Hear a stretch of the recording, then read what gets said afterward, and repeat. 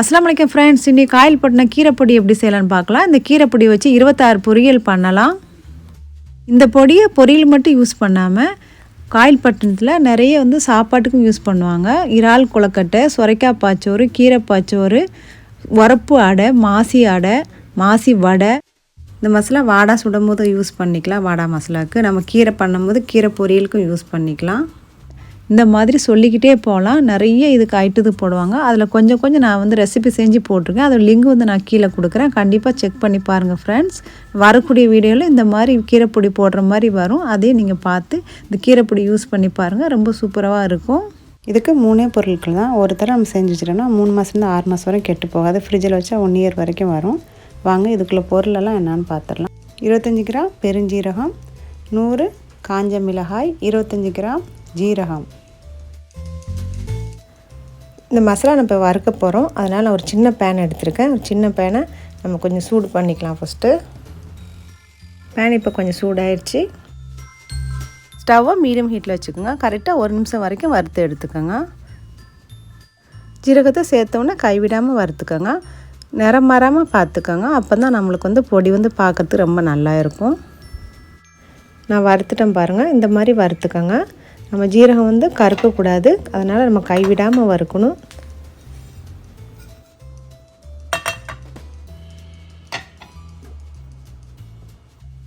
இப்போ பெருஞ்சீரகத்தை நம்ம இதே மாதிரி வறுத்து எடுத்துக்கலாம். லைட்டாக கோல்டன் கலர் வந்தால் போதும். நம்ம அதுக்கு மேலே வறுக்க வேண்டாம். பொடி கசக்க ஆரம்பிச்சிடும் ரொம்ப வறுத்தோம்னா. ரெண்டையும் நம்ம வறுத்து எடுத்துட்டோம். அடுத்தாப்புல நம்ம காஞ்ச மிளகாய் எடுத்து வச்சுருந்தோம். அதே காம்பெல்லாம் எடுத்துட்டு இதே மாதிரி நம்ம வறுத்து எடுத்துக்கலாம்.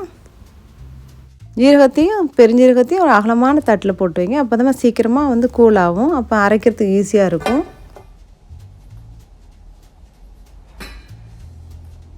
இப்போ அடுத்தாப்புல மிளகாய் வறுக்க ஆரம்பிச்சிடலாம். காம்பை எடுத்த பிறகு மிளகா வறுக்க ஒரு 2 நிமிஷம் தான் ஆகும். அதே மாதிரி கைவிடாமல் மீடியம் ஹீட்டில் அடுப்பு வச்சுட்டு நம்ம வறுத்து எடுத்துக்கலாம். நான் இதுக்கு நீட்ட மிளகாய் வாங்கியிருக்கேன். நீங்கள் குண்டு மிளகாய் கூட இந்த மாதிரி நீங்கள் எடுத்துக்கலாம். ரொம்பவே அதுவும் நல்ல கலராக தான் இருக்கும். இப்போ மிளகாய் நல்லா நான் வறுத்து எடுத்துட்டேன். இன்னொரு பிளேட்டு மாற்றி எடுத்துக்கலாம். வறுத்தப்புறமா நல்லா ஆற விட்டுருங்க. நல்லா கூல் ஆகட்டும். கூல் ஆன அப்புறம் திரிச்சாதான் நம்மளுக்கு நல்லா சூப்பராக திரிப்படும். இப்போ சூடெல்லாம் நல்லா ஆறிடுச்சு. நம்ம திரிக்க ஆரம்பிச்சிடலாம். இப்போ மிக்ஸி ஜாரில் சேர்த்துக்கலாம். மிக்ஸில் சேர்த்து நல்லா கொரகொரப்பாக அரைச்சி எடுத்துக்கோங்க. கரெக்டாக கொரகொரப்பாக அரைச்சிட்டு வந்திருக்கேன் பாருங்கள். இந்த மாதிரி நீங்கள் அரைச்சி எடுத்துக்கோங்க. இப்போ இன்னொரு பிளேட் மாற்றிக்கலாம். பிளேட் மாற்றிட்டு நல்லா கூல் பண்ணிக்கோங்க. நல்லா கூல் பண்ண அப்புறம் தான் அந்த மசாலா நம்ம பாக்ஸில் வைக்கணும். இல்லைன்னா ஈரத்தன்மை வந்துடும். இந்த மசாலாவில் சீக்கிரமாக கெட்டு போக ஆரம்பிச்சிடும். அதனால் நம்ம நல்லா ஆற வச்சுக்கலாம். இப்போ கீரைப்பொடி நல்லா கூல் பண்ணி எடுத்துகிட்டு வந்துட்டேன். இந்த மாதிரி ஏர்டைட் பாக்ஸில் போட்டு நம்ம எடுத்து வச்சுக்கலாம். நீங்கள் ஃப்ரிட்ஜில் கூட வச்சுக்கலாம். வெளியே வேணாலும் வச்சுக்கோங்க. வெளியே வச்சா 3 மாதம் வரைக்கும் நம்மளுக்கு கெட்டு போகாமல் இருக்கும். அவ்வளோந்தாங்க, சூப்பரான மேஜிக் மசாலா நம்ம ரெடி பண்ணிட்டாங்க. நீங்கள் ட்ரை பண்ணி பாருங்கள். உங்களுக்கு ரொம்பவே இந்த டேஸ்ட்டு பிடிக்கும். புதுசாக பார்க்குற நண்பர்கள் நம்ம சேனலை சப்ஸ்கிரைப் பண்ணிக்கோங்க. நான் புது வீடியோ போடும்போது உங்களுக்கு அலர்ட் வரும்.